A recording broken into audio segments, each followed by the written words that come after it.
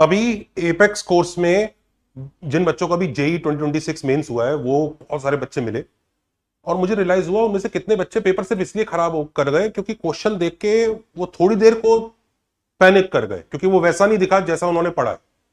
तो अब वो बच्चे कई अच्छी अच्छी कोचिंग क्लासेस में पढ़ रहे हैं तो डेफिनेटली उनको अच्छा पढ़ाया गया, फिर भी वहां एग्जाम में कुछ नई सी चीज देख के अचानक से उनको ऐसा हुआ कि नहीं ये समझ में नहीं आया और उस पैनिक में वो ऑफकोर्स अपना पेपर खराब कर गए।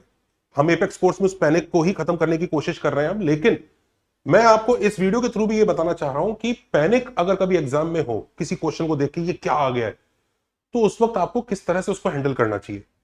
और जैसे इस वाले क्वेश्चन को देख के कई सारे बच्चे पैनिक कर जाते हैं कई बार कि ये इंटीग्रल इवेलुएट करना है 0 to इन्फिनिटी, और ये बड़ा अजीब सा लगता है कि सर ऐसा तो कुछ देखा नहीं है हमने डेफिनेट इंटीग्रेशन में भी इनडेफिनेट में भी, और जिसको समझ में आ रहा है उसको इजी लग रहा होगा इसमें क्या डरने वाली बात है, लेकिन कई बच्चे डरेंगे स्पेशली इसमें बॉक्स पार्ट है, कॉस हाइपरबोलिक है।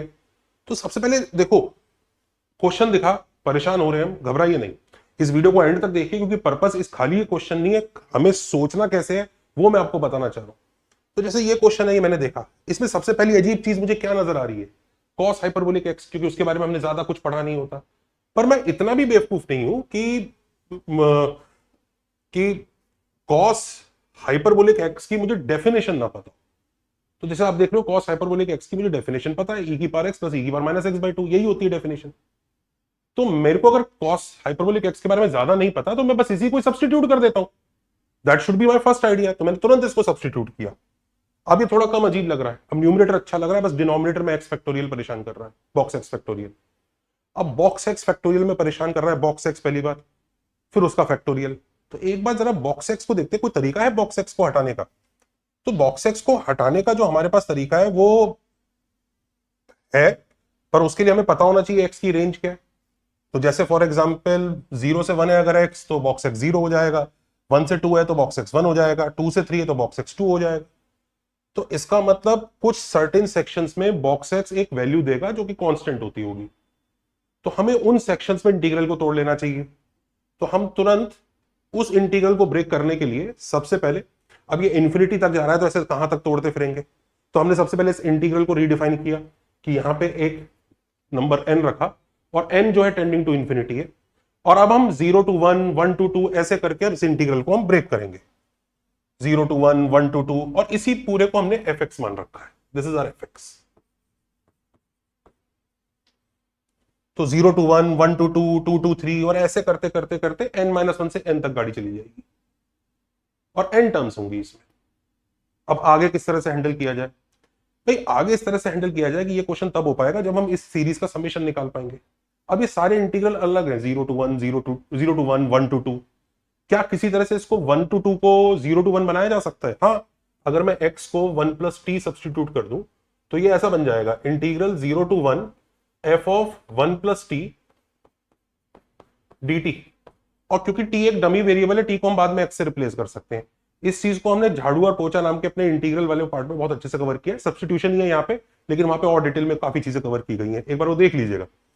तो हम x को 1 + x से रिप्लेस करके ये लिमिट्स चेंज कर सकते हैं। तो सिंपल काम है, 0 to 1 F x D x पहला वाला, दूसरा भी 0 to 1 हो जाएगा बट एफ ऑफ एक्स + 1 के साथ, तीसरा भी 0 to 1 हो जाएगा बट एफ ऑफ एक्स + 2 के साथ। ये हमने क्यों किया? ताकि सारे इंटीग्रल एक साथ हम 0 to 1 निकाल पाए। और ये कैसे किया? सिंपल सब्सटीट्यूशन से, जो भी आपको बताया गया। तो ऐसे ये n टर्म्स तक रहेगा।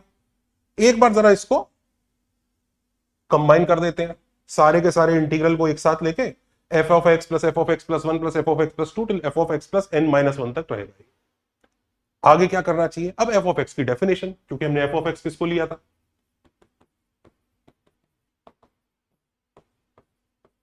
इसको लिया था। सब्सटीट्यूट करते हैं, तो जैसे ही हम एफ ऑफ एक्स लेंगे वो ये होगा एफ ऑफ एक्स + 1, देखिए क्या हो जाएगा, e रेस्ट पर x + 1 प्लस e रेस्ट पर minus of x + 1 upon box of x + 1 factorial. 0 से 1 के बीच में बॉक्स ऑफ x + 1 आपका पक्का 1 फैक्टोरियल ही देगा। ऐसे जब आप f ऑफ x + 2 लोगे तो e रेस्ट पर x + 1 2 प्लस e रेस्ट पर minus of x + 2 upon box of x plus 2 factorial, और 0 से 1 के बीच में ये 2 ही रहेगा, 2 फैक्टोरियल आपका। तो बड़े आराम से हम इस सीरीज को ढंग से लिख सकते हैं। कैसे? ई रेस पर एक्स प्लस ई रेस पर minus x by 0 factorial, e raise पर x plus 1 plus e raise पर minus x minus 1 by 1 factorial, e raise पर x plus 2 plus e raise पर minus x minus 2 by 2 factorial, और ये n terms होंगी। अब आप खुद देख सकते हैं, कुछ पार्ट्स में e की पावर x है, कुछ पार्ट्स में e की पावर माइनस x है, तो उनको आपस में अलग अलग कर लेते हैं। तो जैसे अगर हमने e की पावर x वाले पार्ट को अलग किया, तो 1 by 0 factorial plus e by 1 factorial plus e square by 2 factorial till e raise पर n minus 1 by n minus 1 factorial, n terms है। e रेस पर माइनस x वाले पार्ट को अलग किया, तो 1 by 0 factorial 1 by e upon 1 factorial 1 by e square upon 2 factorial till 1 by e की power n minus 1 factorial. यहां तक पहुंच जाएंगे हम लोग। अब आगे जब हम इसको रीराइट करेंगे, तो look at this very carefully. Integral के वक्त e की पावर x के साथ ये dx ही रहेगा। It is a constant, it doesn't depend on x। Similarly this doesn't depend on x, तो ये बाहर आएगा। तो दिस कम्स आउटसाइड। लिमिट अभी पूरे पे लगी हुई है, पूरी की पूरे पे लिमिट लगी हुई है, बट इंटीग्रल से एटलीस्ट ये बाहर आ गया, और ये वाला टर्म भी इंटीग्रल से बाहर आ गया। अब ये दो इंटीग्रल रह गए। लिमिट इंटीग्रल पे कुछ फर्क नहीं डालेगी, सिर्फ ये बाहर वाली टर्म्स पे फर्क डालेगी। इंटीग्रल अपने आप इवेल्युएट किए जा सकते हैं। कैसे इवेल्युएट किए जा सकते हैं भाई? सीधी सी बात है। पहली चीज, ये e रेस पर x dx का इंटीग्रल 0 to 1, जो e की पावर 1 माइनस e की पावर 0 हो जाएगा। ये क्या है? 1 by 0 factorial plus e by 1 factorial plus e square by 2 factorial. सब लोग समझ सकते हैं ये e रेस पर x की सीरीज में x की जगह e डाला गया है।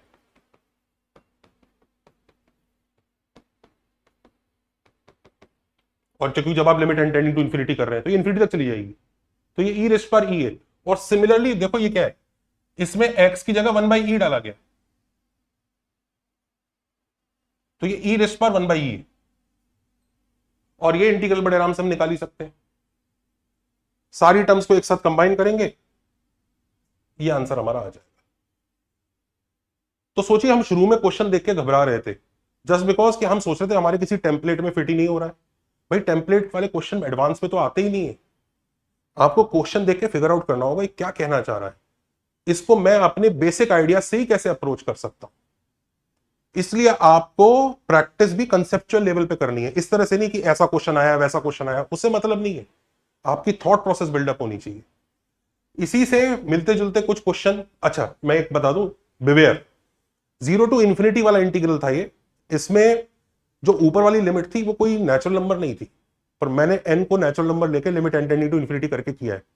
आइडियली मुझे ऐसा करना चाहिए, जो ऊपर वाला नंबर है वो n plus 1 minus f plus f है, मतलब वो कुछ ऐसा नंबर है जो n और n प्लस 1 के बीच में, और n टेंडिंग टू इंफिनिटी है। आप समझ रहे? मैं ये नहीं मान सकता कि वो एक नेचुरल नंबर ही है। तो ये मैंने उस नंबर का ये इंटीग्रल पार्ट और ये फ्रैक्शनल पार्ट लिया है।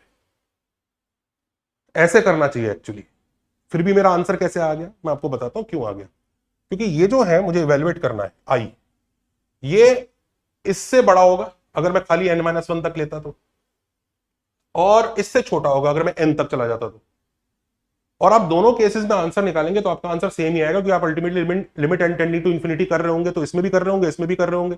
उसमें वापस आपको e की पावर e और e की पावर 1 बाई e बनना है, और जो बचे हुए इंटीग्रल्स हैं उसमें तो लिमिट का कोई रोल था ही नहीं, तो आंसर दोनों तरफ से सेम आएगा। तो सैंडविच लगाते हुए आई का आंसर भी वही आ जाएगा, तो इसलिए वर्कआउट हो जाता है। पर ठीक है, कोई बच्चा अगर डायरेक्ट n को नेचुरल नंबर लेके भी करता है उस क्वेश्चन में, तो मेरा पर्पस वो नहीं था। मेरा पर्पस ये दिखाना था कि हमें सोचना कैसे। मीनवाइल कुछ क्वेश्चन है जो आपको मैंने डराने के पर्पस से थोड़े से बनाए। ये वाला क्वेश्चन है, इसको ट्राई कीजिए और आंसर कमेंट्स में बताइएगा। और ये दूसरा क्वेश्चन है, ये इसका भी आंसर कमेंट्स में बताइएगा, बिल्कुल बताइएगा कमेंट्स में। ऑल्सो जो बच्चे इसी समस्या से परेशान है ना कि सर मैं पढ़ता तो हूं नंबर नहीं आ रहे, तो बेटा क्लास में जिस तरह से आपको डील किया जा रहा है ना, उसमें शायद आप कुछ अच्छे कोर्सेज हमारे यूज कर सकते हैं, जैसे एपेक्स कोर्स। ये वही बच्चे जो भी जेई 2026 दे चुके हैं, we have brought this our apex course, specially जो अपने को मेंस टू एडवांस अपग्रेड करना चाह रहे हैं, या फिर मेंस की तैयारी करी पर मेंस 1 फिर भी अच्छा नहीं हुआ, ये उन बच्चों के लिए कोर्स है। ग्लैडिएटर कोर्स हमारा 12th का है, हम पीसीएम तीनों में लॉन्च कर रहे हैं इसको। Spartan for class 11, Phoenix and Titan for droppers. एक बार इन्हें चेकआउट जरूर कीजिए। क्लास में हम टीचर्स ना ऐसे हैं कि जिंदगी भर ऑफलाइन में ही पढ़ाया है, रैंक्स ऑफलाइन में निकाली है, हमें पढ़ाना आता है, और हम पढ़ाते एकदम तबीयत से। अगर आपको तबीयत से पढ़ना है तो आप एक बार हमें ट्राई कर सकते हैं, आप निराश नहीं होंगे। बाय।